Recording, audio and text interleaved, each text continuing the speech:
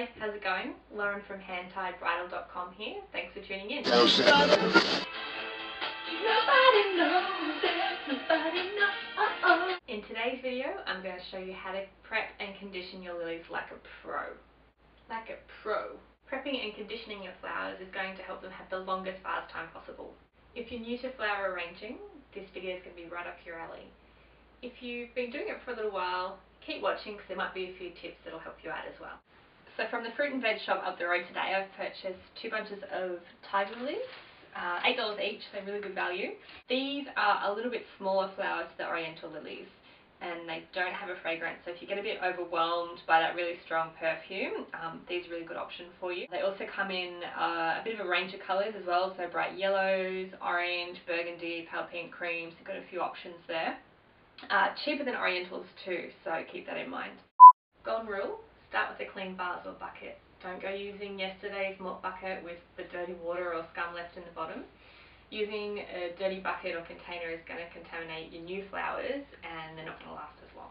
So next, we want to strip the stems. Basically what we want to do is just remove any leaves that fall below the waterline in the vase. Any leaves that end up in the bottom of the vase there are going to rot, turn the water nasty pretty quickly, and of course your flowers aren't going to last as long. Hold the top. Put your hand where you want to strip down from. Press lightly and then just bring all the way down. These leaves are going to come off really easily. I tend to just throw them on the floor. I like to clean up later. I also like to lay a towel down. It just helps to soak up any water that's sort of come off the bottom after you've taken them out of the vase. Then you want to recut the stems. Now if you've ever bought flowers from a florist, it's one of the things they always tell you. Recut the stems before you pop them back into water. And there's a few reasons for this. First of all, when the flowers are cut from their roots, basically what happens is air rushes into their water conducting tissues and sort of plugs it up. So what recutting the stem is going to do is help to draw more water up into the flower. So we need to cut on an angle, and there's a couple of reasons for cutting on an angle as well. As you can see, if it's cut at an angle, it gives more surface area for water to make its way up the stem. And secondly, if you're putting your flowers into a vase, it just stops the stem from sitting flat on the vase. So if you can imagine, I cut that straight across. If that's sitting flat on the bottom of a vase, the water's really not going to get up into that stem as it normally would. So just on the angle, and that also makes it really easy to insert into any floral foam as well. Make sure your scissors or cutters are sharp and clean. A blunt pair of cutters is going to crush the stem and prevent proper hydration. So now we've got them all stripped down and cut, we're going to pop them into a clean vase with clean water. Now it's a really good idea to keep the water fresh. So if you can change it every couple of days, you're going to get the most out of your flowers. Now you've probably seen the little sachets you get from florists of flower food. You can use those, I tend not to. I think it's far more important to keep the water clean and fresh than it is to be worrying about flower food. I purchased 2 bunches. One was a little bit more open, the other one a little bit more closed. The more colour the buds show, the closer they are to opening. The bottom bud always opens first and is generally the largest flower. These little guys at the top here aren't going to get any bigger and probably won't open at all, so don't rely on these guys opening up. What stage you buy them at depends on when you need them to look their best. For example, it's Friday afternoon and you're having friends around for dinner Saturday night. You want to go for something that's a little bit more open and ready to go, like these guys here.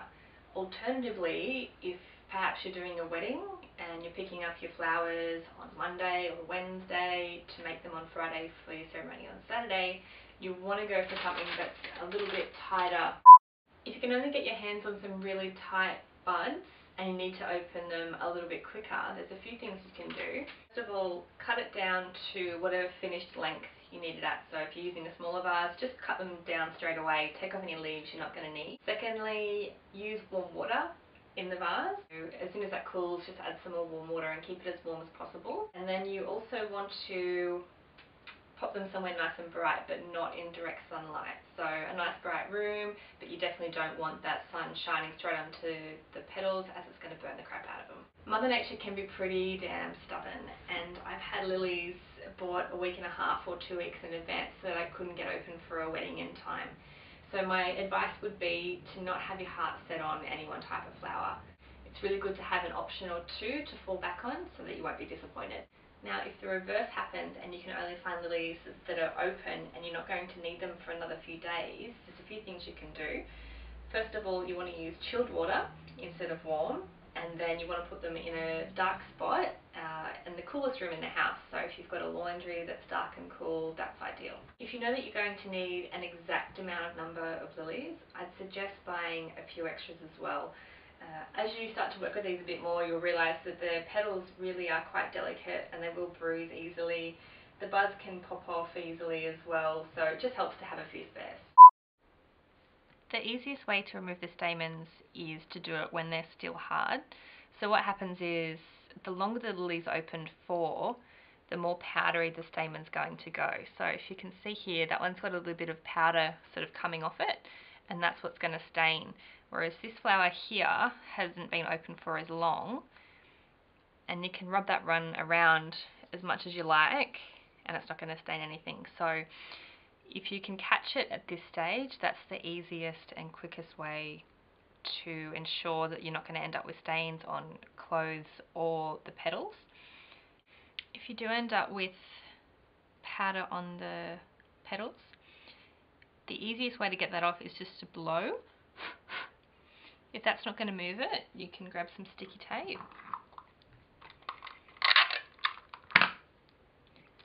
and really gently just press onto the petal.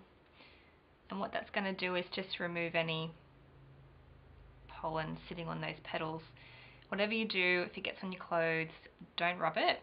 The sticky tape works really well for clothes as well, so if you happen to get any on clothes, just grab that sticky tape, give it a good press down and peel off. Now the sticky tape is only going to work on sort of the loose pollen that's just sitting on top of the petal. If it's already been rubbed into the petal and already stained, the sticky tape isn't going to work. If you have any favourite tips or tricks of your own, I'd love to hear them, so just post a comment below this video. Alternatively, if you've got any further questions about the tips that I've shown you today, I'd be happy to help you out. So just shoot me an email at lauren@handtiedbridal.com. If you like this video, you can sign up for more to be delivered straight to your inbox every week for free. For free! Just simply fill in the opt-in box.